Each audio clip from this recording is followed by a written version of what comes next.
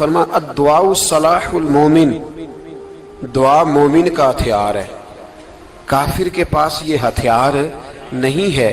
مومن جب اپنے مالک کے حضور دعا مانگتا ہے نا، دنیا میں آپ کسی سے زیادہ مانگے تو وہ ناراض ہو جاتا ہے، وہ کہتا ہے بھائی تو نے تو کام بنا لیا ہے، کل بھی دیا تھا، پرسوں بھی دیا تھا، روز روز تجھے کون دے؟ میرے نبی پاک علیہ السلام نے فرمایا جو اپنے رب سے زیادہ مانگتا ہے رب اس سے زیادہ راضی ہوتا ہے، زیادہ راضی ہوتا ہے۔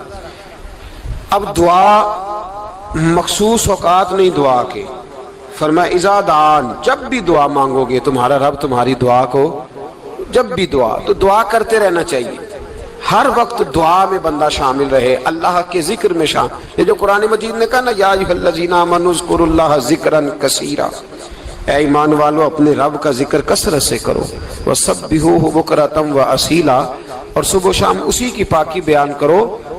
تو اس سے مراد یہ نہیں ہے کہ تسبیح لے کے سارا دن مسجد میں بیٹھے رہو اور کام کوئی نہ کرو، بلکہ اس کا مطلب یہ ہے کہ روٹی شروع کرو تو اللہ کے نام سے، اختتام کرو تو اللہ کے نام، سو جاؤ تو رب کا نام لے کے، سویرے اٹھو تو اللہ کا نام لے کے، جب تمہیں کوئی چیز اچھی لگے تو ماشاءاللہ کہو، جب کوئی مصیبت آئے تو کہو انا للہ و انا الیہ راجعون۔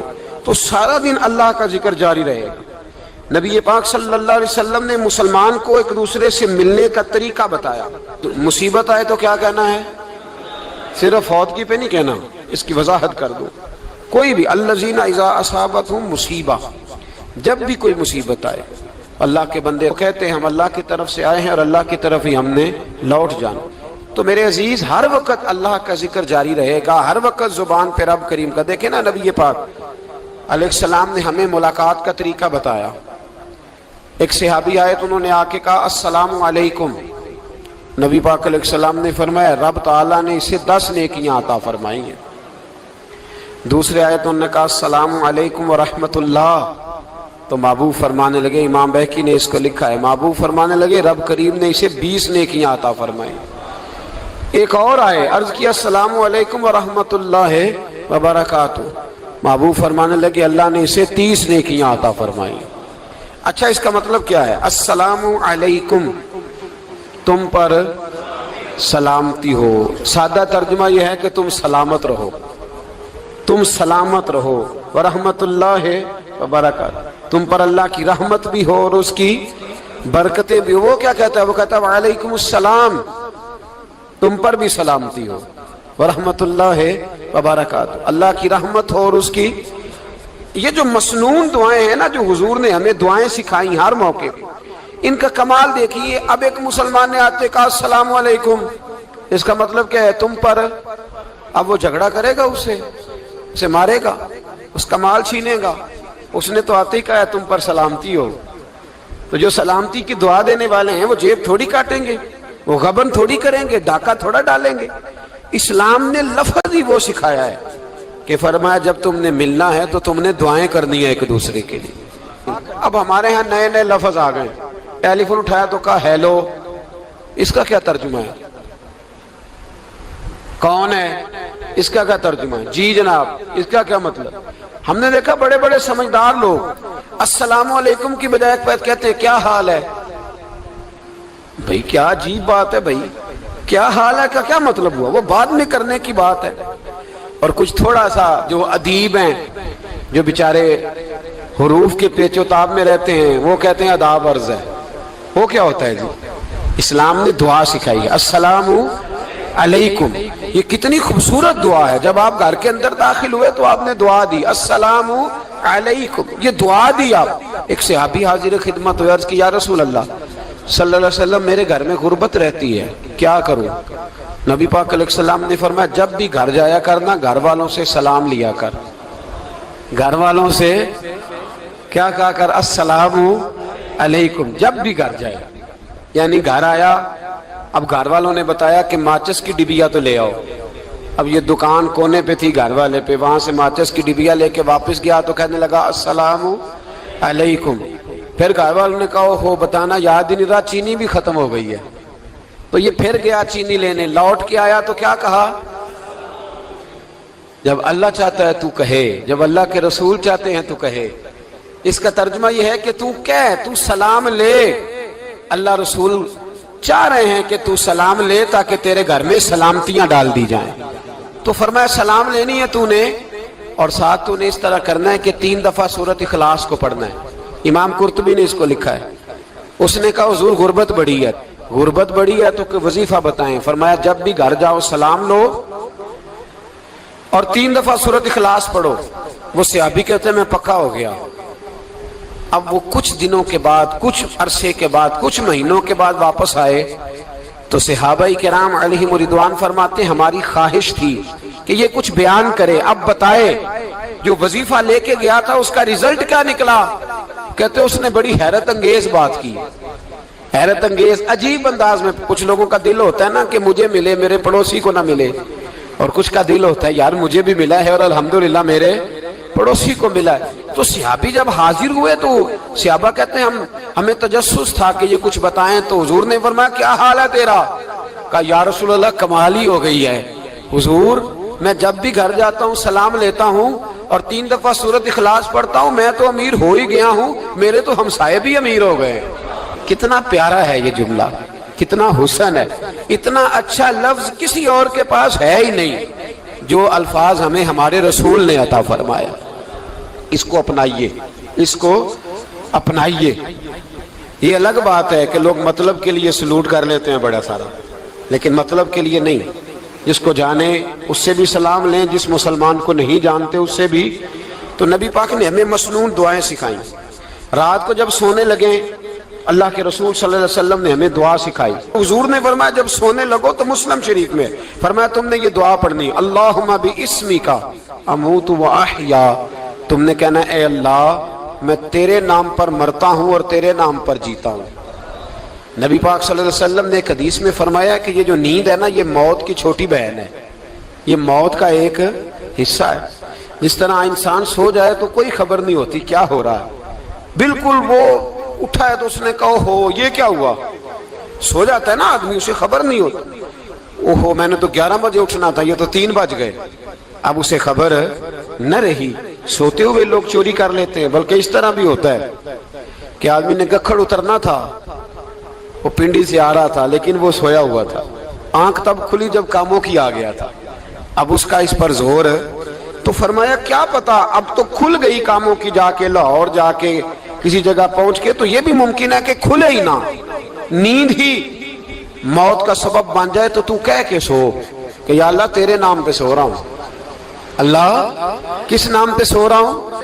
یار اگر ہم ان دعاؤں کا حسن سمجھے مت، اللہم باسمک اموت و احیا، یا اللہ میں تیرے نام پہ سوتا ہوں اور تیرے نام پر اٹھتا ہوں، گویا کہہ رہا یا اللہ میری نیند بھی تیرے فضل سے ہی ہے، اور اگر آنکھ کھل جائے تو وہ بھی تیرے فضل سے ہی ہے۔ کتنا اعلیٰ نبی پاک علیہ السلام نے انداز سکھایا۔ اور پھر بخاری شریف میں حدیث موجود ہے، فرمایا جب اٹھو تو کہو الحمدللہ الذی احیانا احیانا بعد ما اماتنا والیہ النشور۔ فرمایا جب تم سو کے اٹھو تو پھر کہو اے اللہ ساری تعریفیں تیرے لیے، تمام تعریفیں جس نے ہمیں موت کے بعد حیات دی، موت کے بعد فرمایا احیانا بعد ما اماتنا، ہمیں مرنے کے بعد گویا اللہ کا شکر ادا کر کے آنکھ کھل گئی۔ دیکھیں کس طرح اسلام مسلمان کو اللہ کے ساتھ جوڑتا ہے۔ فرمایا شکر کر، آنکھ کھل گئی، کہ یا اللہ تیرا شکر ہے تو نے موت کے بعد ہمیں دوبارہ حیات عطا فرمائی، یہ شکر ادا کرو۔ گویا تم یہ نہ کہنا کہ میں اٹھ گیا ہوں تو میرا کمال ہے، یہ نہ سمجھنا میں اٹھ گیا ہوں تو میں بڑا پابند ہوں، جب میں ارادہ کر لوں کہ میں نے 11 بجے اٹھنا ہے تو پھر میں اٹھ جاتا ہوں۔ یہ نہ کہنا کہ یہ الارم بڑا اچھا ہے، یہ مجھے اٹھا لیتا ہے۔ ذہن کے اندر خیال کر کہ نیند تو موت کی طرح تھی، یہ جو میں اٹھ گیا ہوں تو اپنے رب کے فضل سے اٹھا ہوں، جو میں اٹھ گیا ہوں، جو ابھی اٹھے ہیں وہ تو بول دینا کم از کم کہ میں اپنے رب کے فضل سے اٹھ گیا۔ تو دعا سکھائی۔ پھر دیکھیے نبی پاک صلی اللہ علیہ وسلم نے فرمایا جب تم بیت الخلاء میں جاتے ہو نا، واش روم میں جاتے ہو، تو گندی چیزیں ہوتی ہیں وہاں، شیطان ہوتے ہیں، جنات ہوتے ہیں، یہ گندگی پہ ہوتے ہیں۔ جب تم واش روم جاؤ، بیت الخلاء جائے، تب بھی دعا مانگو۔ کیا دعا مانگو؟ وہ دعا بھی نبی پاک صلی اللہ علیہ وسلم نے ہمیں تعلیم فرمائی اور بخاری میں ہے، کہا پڑھا کرو اللہم انی اعوذ بک من الخبث والخبائث، کہو اے اللہ ناپاک چیزوں سے میں تیری پناہ مانگتا ہوں، وہ نر ہوں یا مادہ ہوں، اللہ میں تیری پناہ مانگتا ہوں۔ واش روم کے اندر بہت ساری بری چیزیں ہوتی ہیں، جوان میری بات پر توجہ فرمائیں، وہاں بہت ساری گندی چیزیں ہوتی ہیں۔ انسان کئی دفعہ واش روم میں جاتا ہے اسے وسوسے زیادہ آتے ہیں، یہ نوٹ کریں میری بات کو۔ اصل میں نا ہم بات ڈھونڈ رہے ہیں علاج اپنی بیماریوں کا، حالانکہ علاج تو سارا مدینے والے رسول کے پاس موجود ہے، محبوب کے پاس ساری دوائیاں ہیں۔ تو نبی پاک علیہ السلام دیکھیں نا، انسان واش روم میں جاتا ہے اسے وسوسے آتے، برے خیالات آتے، وہ گناہ کی طرف کئی دفعہ مائل ہوتا ہے، تو کہا تو دعا پڑھ کے جا اللہم انی اعوذ بکا، یا اللہ میں تیری پناہ مانگتا ہوں من الخبث والخبائث، ہر خبیث اور بری چیز سے میں تیری پناہ مانگتا ہوں، وہ نر ہو یا یار کتنا عظیم دین ہے، کتنا عظیم میرے مصطفیٰ کریم کا وہ والا دین ہے۔ اصل میں اللہ کرے بی اے پاس بچے کو بیت الخلاء کی دعا بھی یاد ہو جائے، ایسے یاد ہو جائے، اور اس کے ماں باپ سمجھ لیں کہ جوان ہو گیا ہے، تو اب ہو سکتا ہے اس کی طرف شیطان حملہ زیادہ کرے، اسے خراب کرنے کی کوشش کرے، تو لہٰذا اسے دعا سکھائی جائے تاکہ اس کو پہلے سے پتا ہو کہ میں نے اس بے ایمان سے بچنا کس طرح سے۔ اب آپ دیکھیے نبی پاک علیہ السلام نے ہمیں دعا سکھائی، مصنف ابن ابی شیبہ میں، کون سی دعا؟ واش روم سے نکلنے کی۔ اللہ اکبر، بڑی زبردست دعا ہے، بڑی زبردست۔ آپ یقین کریں اس ایک ایک دعا پر ایک ایک پورا بیان ہو سکتا ہے، ایک ایک۔ یہ اس لیے نہیں میں کہہ رہا کہ میں کوئی عالم فاضل آدمی ہوں، آپ کہیں گے کہ بتا رہے ہیں میں بڑا پڑھا لکھا ہوں، صرف یہ عرض کر رہا ہوں کہ اس کے فوائد پر، ثمرات پر جو اللہ تبارک و تعالی امت کو دیتا ہے، ان دعاؤں کی جو فضیلت حدیثوں میں آئی، اور پھر جو اس کے فوائد ہے، اور اس پر بات کروں تو ایک دعا تقاضا کرتی ہے کہ اس پر پورا ایک لیکچر ہونا چاہیے۔ دیکھیے آپ واش روم سے نکلے، دعا کیا ہے؟ دعا کے لفظ کیا؟ الحمدللہ الذی، ایک حدیث میں لفظ ہے غفرانک، غفرانک، اے اللہ میں تجھ سے بخشش چاہتا ہوں۔ اور جو مشہور اور معروف ہے مصنف ابن ابی شیبہ کی روایت، فرمایا الحمدللہ الذی اذھب عنی العذاب وعافانی، فرمایا اے اللہ تیرا شکر ہے، واش روم سے نکلا ہے تو کہہ رہا ہے یا اللہ تیرا شکر ہے، تو نے مجھ سے اذیت دور کی، وعافانی، اور تو نے مجھے عافیت عطا کر دی، اذیت دور کر دی اور عافیت۔ بولیے واش روم سے نکلا ہے تو کیا کہتا ہے؟ یا اللہ تیرا شکر ہے، تو نے مجھ سے اذیت دور کر دی اور مجھے عافیت۔ ڈاکٹر حکیم ہومیوپیتھک ایک چیز پر متفق کم ہوتے ہیں، پتہ ہے نا آپ کو، لیکن اس بات پر سب کا اتفاق ہے کہ اگر کسی کو قبض ہو جائے نا تو شاید 70 یا 72 بیماریاں لگ جاتی ہیں اس کو۔ اور جب آدمی کو قبض ہوتی ہے نا، پیٹ کے اندر فضلہ جم جاتا ہے، خارج نہیں ہوتا، اس کو اعصاب کی بیماری ہوتی ہے، اس کے ذہن پر اثر ہوتا ہے اس چیز کا۔ آپ یہ مت سمجھیں کہ کھانا کھانا ہی ایک کمال ہے، اللہ نے یہ بھی نعمت بنائی ہے کہ کھانا جب خارج ہوتا ہے تو وہ بھی اللہ کا بہت بڑا احسان ہے۔ تو فرمایا تو سمجھا ہی نہیں، اگر تجھے قبض ہو جاتی، تیرے پیٹ کے اندر وہ چیز جم جاتی، تیرے لیے کتنی تکلیف کا باعث تھی۔ ان لوگوں سے پوچھئے جو اس کے بیمار ہیں، اس کے مریض ہیں، وہ کتنی تکلیف میں رہتے ہیں، سر میں درد ہوتا ہے، سر چکراتے ہیں۔ ایک بہت بڑا روڈ ایکسیڈنٹ ہوا تو ڈرائیور سے لوگوں نے پوچھا کہ مسئلہ کیا ہے، تو کہنے لگا میں قبض کا مریض ہوں، تو میں کھانا کھا لیتا ہوں تو میرے ذہن پر وہ اس قدر زیادہ گیس کا غلبہ ہوتا ہے کہ میں سخت تکلیف میں ہوں۔ نبی پاک علیہ السلام نے ہمیں سمجھایا اور بتایا کہ سمجھ لو یارو، کھانا کھانے کی نعمت تو اللہ نے تمہیں عطا فرمائی ہے، لیکن کھانا کھانے کے بعد اس کا اخراج بھی اللہ کی بہت بڑی نعمت ہے، تو اللہ کا شکر ادا کرو۔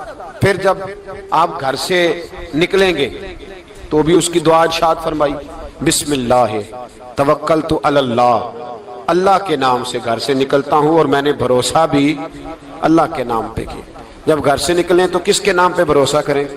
بولیے حضرت رابعہ بصریہ رحمت اللہ علیہا، آپ تشریف لے گئیں حج کرنے، جس دن واپس آئیں اپنا اونٹ کہہ گئی جاتی دفعہ، کہنے لگی اللہ میں تیرے حوالے کر کے جا رہی ہوں، اور بسم اللہ توکلت علی اللہ، بھروسہ بھی تیری ذات پہ ہے۔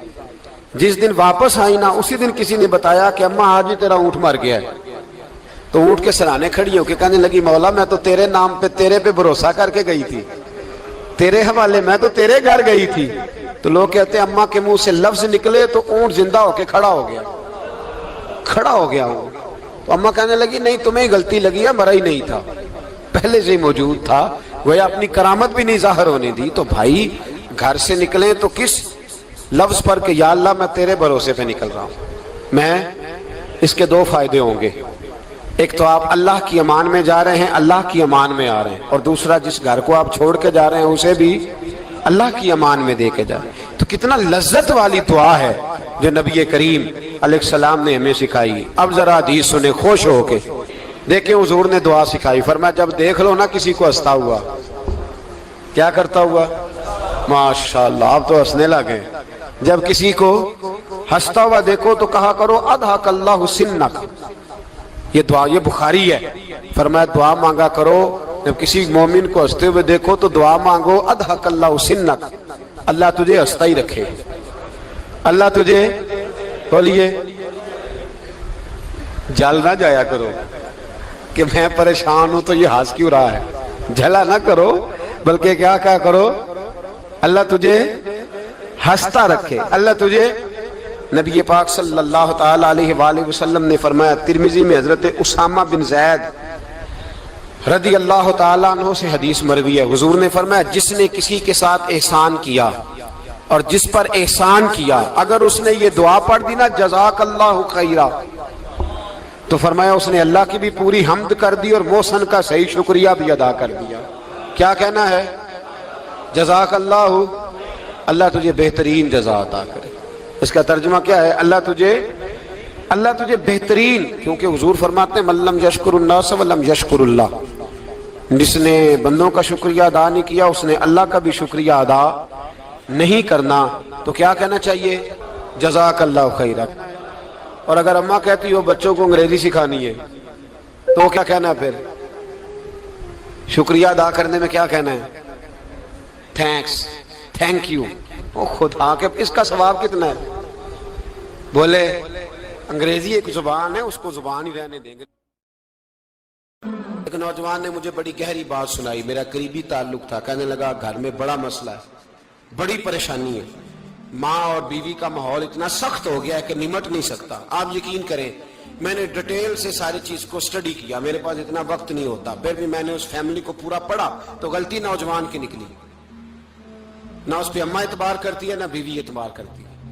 اس نے جھوٹ بول بول کے اس طرح کی ماحول پیدا کر دیا ہے کہ کوئی اس پر اعتماد کرنے کو تیار ہے۔ اگر آپ ناراض نہ ہو تو ایک بات کروں، پتہ ہے گھر میں ماحول کب خراب ہوتا ہے؟ باہر والے ہماری تقریر سنتے ہیں، گھر والے ہمارا عمل دیکھتے ہیں۔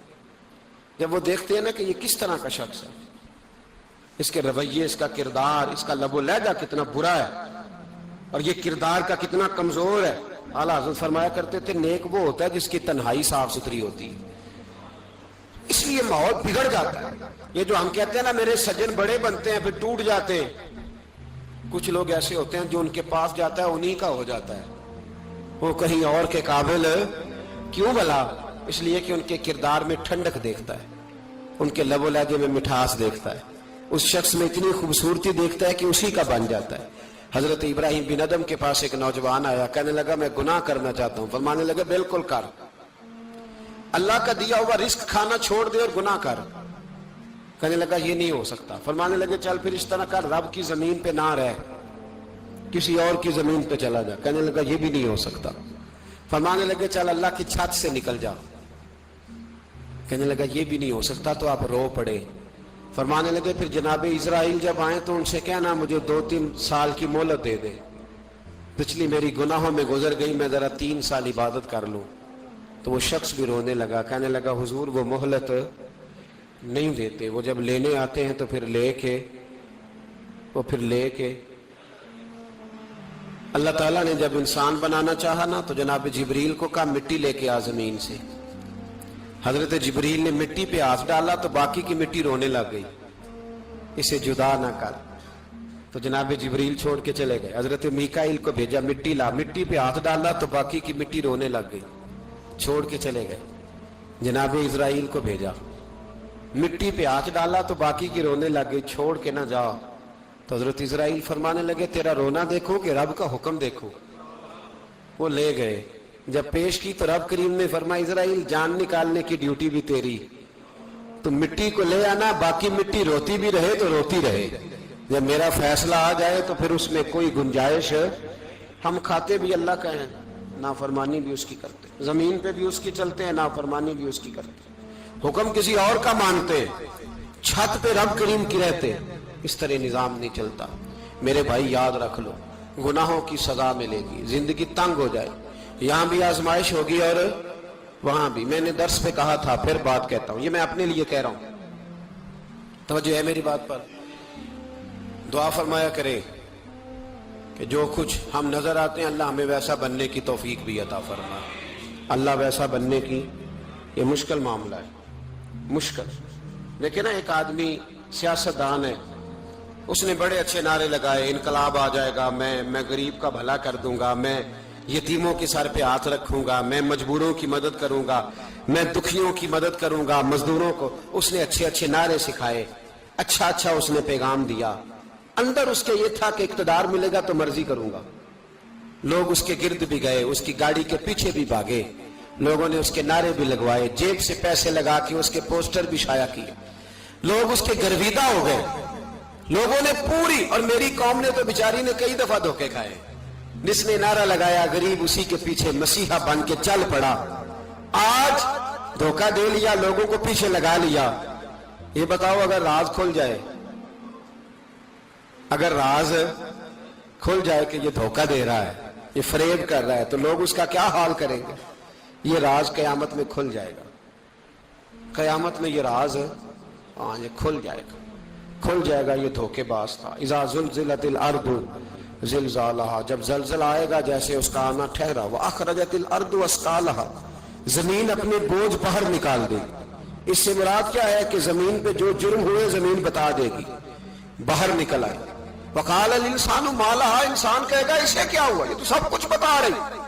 بوجھ باہر نکال دے گی. ایک آدمی پیر طریقت بن کے بیٹھ گیا، جبہ کبہ پہن کے، بڑی پگڑی باندھ کے بیٹھ گیا، اچھی اچھی نیک باتیں بتانے لگا.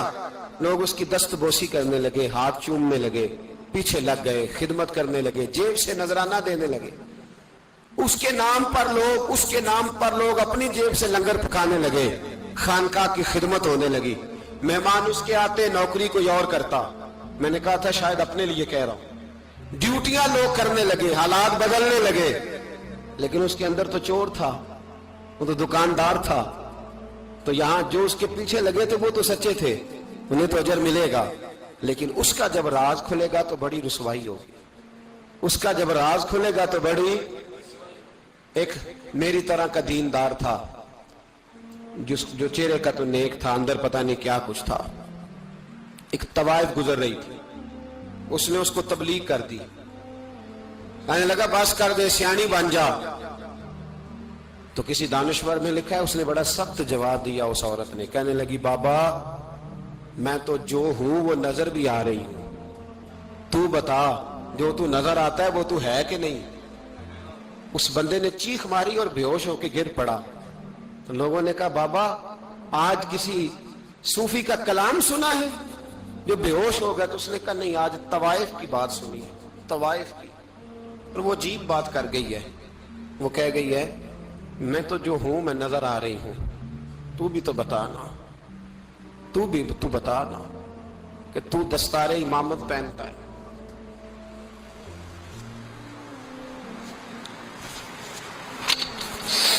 تو بتا، تو جو کہلاتا ہے تو وہ ہے کہ نہیں. یہ وقال الانسان ما لہا، یہ راز قیامت میں کھلے گا. ہم جو کچھ بتا رہے ہیں نا اپنی زبانوں سے، ہمیں اپنے گناہوں کا احساس ہونا چاہیے.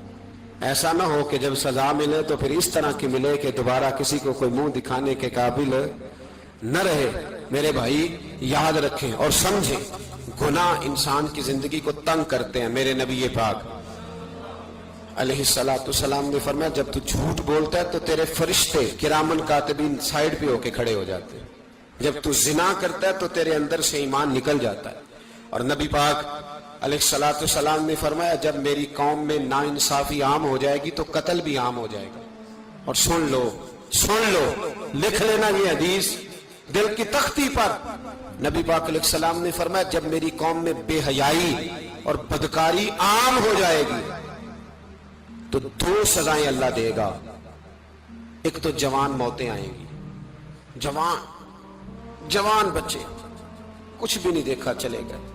और दूसरी सजा अल्लाह ये देगा कि ऐसी बीमारियां आएंगी जिनका इलाज नहीं मिलेगा, ऐसे अमराज फूट पड़ेंगे।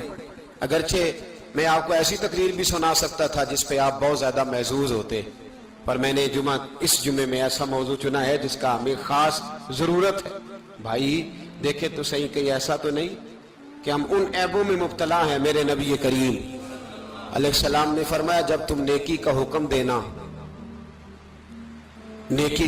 देना और बुराई से मना करना छोड़ दोगे फिर अल्लाह तुम पर जालिम हुक्मरान मुसल्लत करेगा। और अगले लफ्ज उससे भी ज्यादा सख्त हैं। महबूब फरमाने लगे फिर तुम्हारी नेक लोग दुआएं भी करेंगे तो अल्लाह वक्ती तौर पर उनकी दुआओं को भी कबूल नहीं फरमाएगा। इसलिए कि तुम लोगों ने नेकी का हुक्म देना और भलाई से रोकना छोड़ दिया। अजीजों याद रखो, जब गुनाह आम होते तो फिर हालात बदलते और लोगों को सजा मिलती है उनके गुनाहों की। बल्कि यहां तक लिखा है कि नीयत खराब हो तो सजा शुरू हो जाती। क्या खराब हो, बोलिएगा? नीयत भी खराब हो तो सजा।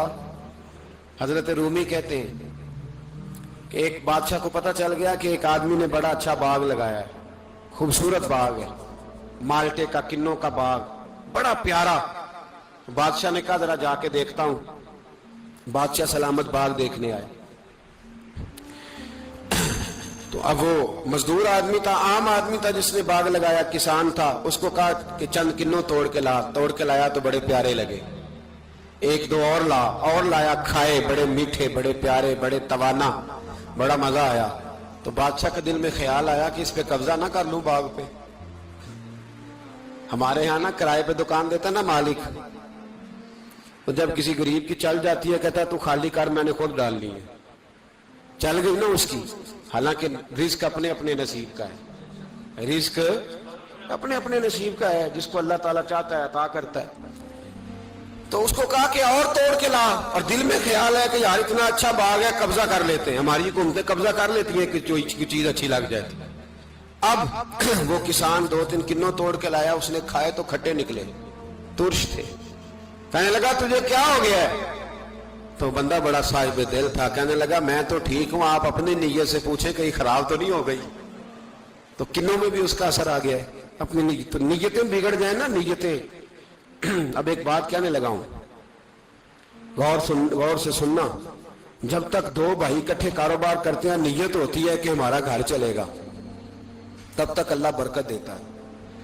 और जब अपनी अपनी जेबें समेटने लग जाते हैं ना कि ये मेरा 5,000 है, आज मैं गया था उगराई करने, ये मेरा 10,000 है, आज मैंने मेहनत ज्यादा की, जब वो टटोलने लगते हैं फिर उस दुकान से भी बरकत उठ जाती है, फिर वहां से भी बरकत चली जाती है। फ़इन्ना लहू मईशतन दन का, फरमाया जब तू में मुंह फेर लेता है फिर तेरी जिंदगी अल्लाह तंग कर देता, फिर वहां से भी बरकत, खूबसूरती, असर उठ जाता है। एक सुनार ने गली में एक यतीम छोटे से बच्चे को घूमते देखा तो सुनार बेऔलाद था, बच्चे को उठा के घर ले आया। 18 साल उस बच्चे की परवरिश की, उसको पाला पोसा, जवान किया। सुनार के पास वो दुकान पे चला जाता, वो कई दफा दुकान पे रहता, कई दफा घर में रहता। एक दफा वो दुकान पे था, बच्चा घर था, 18 साल का जवान, उसकी बीवी अकेली थी। वो जिसने मां बन के पाला था उसने उसी पे हमला कर दिया, उसका बाजू बुरी नीयत से थामा, बीवी चीखी। थोड़ी देर गुजरी तो वो नौजवान पैरों में बैठ गया, कहने लगा अम्मा पता नहीं मुझे क्या हुआ। शाम को सुनार आया, बीवी चीखने लगी, चिल्लाने लगी, कहने लगी आज अजीब बात हुई, जिसको मैंने जिगर का खून दे दे के पाला उसी ने गंदी नजर डाली। सुनार महवे हैरत है, बीवी का ख्याल था कि लाठ उठाएगा, डंडा उठाएगा, नौजवान को मारेगा, लेकिन वो रोने लग गया। اس نے کہا آج اس نے میرا بازو تھا، میں جانے کیا کیا ہے، پریشان ہونے لگ گیا، سجدے میں گر گیا، کہا تو بتاتا کیوں نہیں؟ تو وہ سنار کہنے لگا اس کی غلطی نہیں، 18 سال کے بعد آج مجھ پر بھی شیطان سوار ہوا تھا، ایک عورت آئی تھی، وہ اپنے بازوؤں میں چوڑیاں پہننا چاہتی تھی تو میں نے بھی گندی نظر سے ہاتھ ڈالا تھا، رب کریم نے مجھے فوراً اس کی سزا دی۔ جن کے گھروں میں بیٹیاں ہوتی ہیں ان کی نظریں گندی نہیں ہوتی، جو بیٹیوں کے باپ ہوتے ہیں، جو بہنوں کے بھائی ہوتے ہیں، ان کی نظریں گندی۔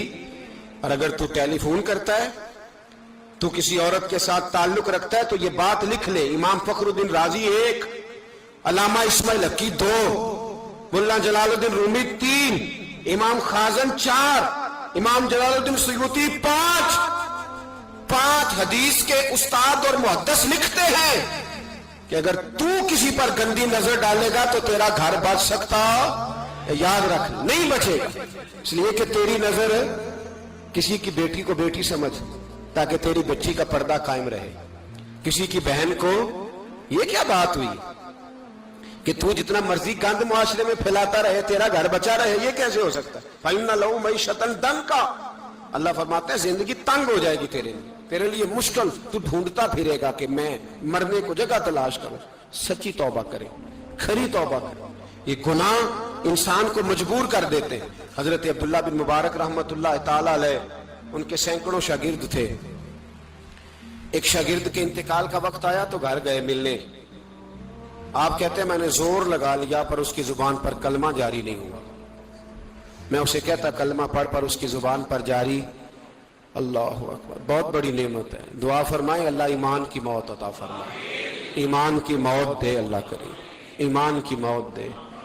ایسے بھی لوگ دیکھے ہیں، مسجد نبوی ہے، رسول اللہ کا شہر ہے، سر سجدے میں ہے، روح پرواز کر گئی، روح پرواز، کتنا نصیبوں والا ہے، کتنا نصیبوں والا ہے کہ مسجد نبوی میں سر سجدے میں رکھا ہے اور اللہ تبارک و تعالیٰ نے محبوب کے قدموں میں موت عطا فرمائی۔ تو حضرت عبداللہ بن مبارک کہتے ہیں میں نے اس کو کہا کلمہ پڑھ تو اس کی زبان پہ جاری نہیں ہوتا، میں بار بار کہتا تو وہ منت کرتا، کہتا حضور میں کوشش کرتا ہوں جاری نہیں ہوتا۔ فرماتے میں پریشان ہو کے اٹھا، ابھی میں دروازے پہ پہنچا تھا اس نے چیخ ماری اور روح پرواز کر گئی، بچے رونے لگے، بیوی رونے لگی، تو میں نے اس کی بیوی سے کہا کہ یہ جرم کیا کرتا، اتنا بڑا پاپی پہ کلمہ جاری نہیں ہوا۔ اس کی زوجہ کہنے لگی حضرت جی 2 گناہ تھے اس کے، ایک تو یہ شراب کا عادی تھا، روکتی تھی باز نہیں آتا تھا، اور دوسری بات یہ کہ یہ اپنی اماں کا نافرمان تھا، وہ 2 گلیاں چھوڑ کے رہتی ہے، یہ کبھی ملنے نہیں گیا تھا، اس بوڑھی کا کلیجہ اس کی طرف سے بڑی تکلیف میں تھا۔ تو حضرت عبداللہ بن مبارک کہنے لگے جا تو بھی دعا کر اور اس کی ماں کو بھی کہہ دعا کرے کہ یہاں تو یہ کلمہ نہیں اسے نصیب ہوا، اللہ کرے اللہ آخرت کی منزلیں اس کی بہتر فرما دے۔ میرے بھائی ایسے گناہ، حضرت مالک بن دینار نے توبہ کی انہوں نے، کس طرح؟ فرماتے میں نشے کا عادی تھا، کسی نے مجھے کہا کہ بطور دوائی شراب پی لو تو میں نے پی لی، نشے کا عادی تھا، شراب پیتا تھا۔ اللہ تعالیٰ نے بڑی منتوں اور کوششوں کے بعد، منتوں کے بعد ایک بیٹی عطا فرمائی، وہ بھی 2.5-3 سال کی ہوئی تو پردہ کر گئی۔ کہتے میں اس کی قبر پہ بیٹھ کے گھنٹوں روتا، شراب کا عادی تھا۔ ایک دن سویا تو خواب دیکھتا ہوں کہ میرے پیچھے ایک بڑا سانپ لگ گیا ہے، اور سانپ جب منہ کھولتا ہے تو انگارہ نکلتا ہے، میں پھر دعا کرتا ہوں اللہ ہمیں معاف فرمائے، اللہ ہم سے درگزر۔ میں کچھ قبرستانوں میں جاتا ہوں تو میں وہاں سانپ بچھو پھرتے ہوئے دیکھتا ہوں تو ڈر آتا ہے کہ ہم یہاں آنے والے ہیں، یہ لوگ کہہ رہے ہیں کہ تمہاری تیاری ہے، کسی وقت بھی اعلان ہو جائے گا کہ چلو بھائی چلو فلاں صاحب کا جنازہ ہے، اٹھو، لوگ کہتے ہیں جلدی کرو، اور ایک کونے میں ایک شخص یہ بھی کہتا ہے کہ دیگ بھی رکھ لو مہمان بڑے جمع ہو گئے، اور ایک کونے میں لوگ یہ بھی کہتے ہیں کہ برف ٹھنڈی لے آؤ، لوگوں نے پانی بھی پینا ہے۔ پہلے اعلان ہوتا ہے کہ فلاں فوت ہو گیا، پھر اعلان ہوتا ہے جنازے کا ٹائم ہو گیا، پھر اعلان ہوتا ہے جنازہ اٹھایا جائے گا، اور پھر بات ختم ہو جاتی ہے، پھر کل من علیہ فان، پھر کوئی نہیں پوچھنے آتا، ختم ہو گئے، قصہ ہی ختم ہو گیا، ان لوگوں کی کہانی مٹ گئی، ختم ہو گئے، بڑے بڑے کج کلا، کوئی پوچھنے والا نہیں، موت کا راج ہے موت کا راج. موت راج کرتی ہے بس، اور کسی کا راج نہیں. وہ راج کرتی ہے، جدھر جاتی ہے اسی کا راج ہے، راج کر رہی ہے. تو حضرت مالک بن دینار کہتے ہیں قبرستان میں میں نے دیکھا، میں خواب دیکھتا ہوں، بڑا اژدہا، اس کے منہ کے اندر آگ میرا پیچھا کر رہا ہے. کہتے میں خواب دیکھ رہا ہوں. میں دوڑا، لیکن وہ اژدہا جب میں دوڑا تو میرے آگے آ کے کھڑا ہو گیا. میں مشرق کو دوڑا تو وہاں بھی آ گیا، مغرب کو دوڑا تو وہاں بھی آ گیا. جناب مالک بن دینار کہتے ہیں ایک بوڑھا شخص کمزور مجھے بچانے آیا، پر اس اژدہا نے پھونک ماری تو وہ بوڑھا آدمی دور جا گرا. کہتے میں چیختا تھا، چلاتا تھا. ایک پہاڑی پہ میں بھاگا گیا تو وہاں مجھے میری بیٹی ملی، مجھے فوت ہو گئی. وہ اس اژدہے کے آگے اس نے یوں ہاتھ کیا تو اژدہا پیچھے بھاگ گیا. میں نے بیٹی کو گود میں اٹھایا، میں نے کہا بیٹی یہ کون تھا؟ کہنے لگی ابا یہ تیرا برا عمل تھا، یہ تیرا برا عمل تھا، یہ تجھے کھا جاتا اگر میں نہ ہوتی. تو کہا یہ بوڑھا جو مجھے بچانے آیا یہ کون تھا؟ کہا یہ تیرا اچھا عمل تھا، پر کمزور بڑا تھا، تھوڑا تھا، یہ تیرے برے عمل کا مقابلہ کرنے کی ہمت نہیں رکھتا تھا. حضرت مالک بن دینار کہتے ہیں میری بیٹی نے خواب میں میری داڑھی پکڑ لی اور کہنے لگی ابا میں چاہتی ہوں تو صحیح ہو جا، ایسا نہ ہو کہ پھر تیرے پیچھے یہ اژدہا لگ جائے. حضرت مالک بن دینار کہتے ہیں جب میں سو کے اٹھا تو میری داڑھی آنسوؤں سے بھری ہوئی. پھر اس کے بعد میں نے توبہ کی، اس طرح کی توبہ کی کہ پھر میں نے کوشش کی کہ دوبارہ میں اپنے رب کی نافرمانی نہ کروں. حضرت عبداللہ ابن عباس فرماتے تھے جو دنیا میں ہنس ہنس کے گناہ کرتے ہیں نا، ہنس ہنس کے جھوٹ ہنس ہنس کے بولتے ہیں، ہنس ہنس کے لوگوں کی غیبت کرتے ہیں، فرمایا یہ جو تمہیں ہنس ہنس کے گناہ کرتے نظر آتے ہیں ان کا رونا قیامت میں دیکھا نہیں جائے گا، ان کے آنسو قیامت میں دیکھے نہیں جائے. جو ہنس ہنس کے گناہ کرتے یہ روئیں گے. فَلْيَضْحَكُوا قَلِيلًا وَلْيَبْكُوا كَثِيرًا. رب فرماتا ہے زیادہ رویا کرو، کم ہنسا کرو.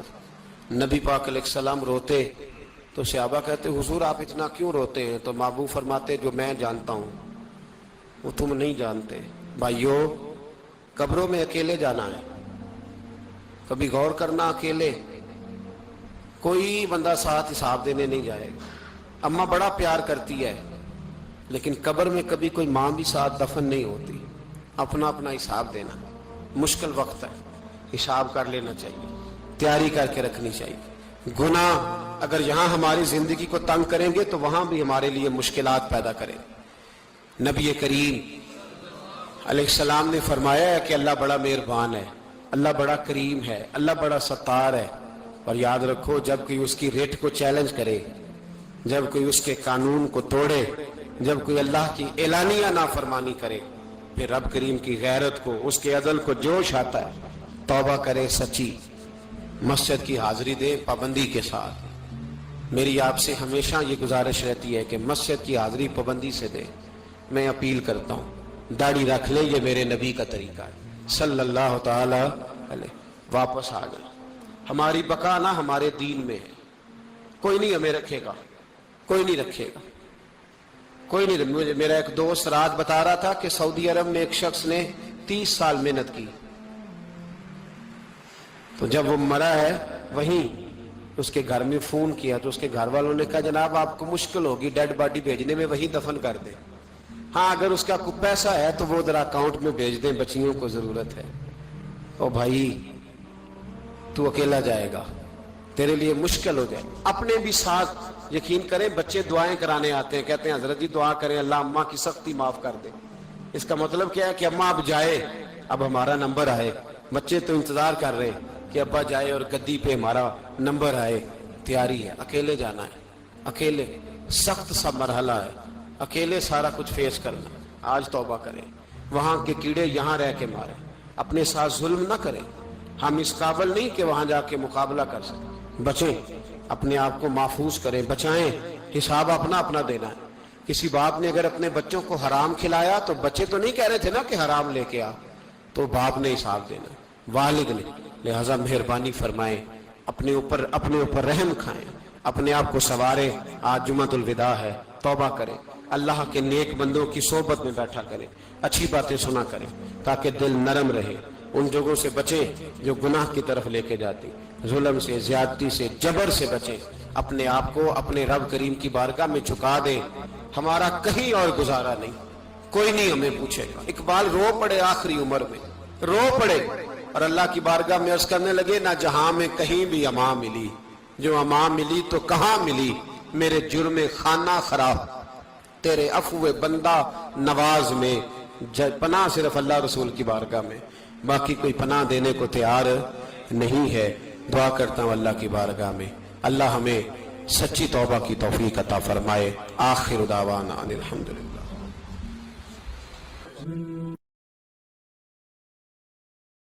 पहला रब नू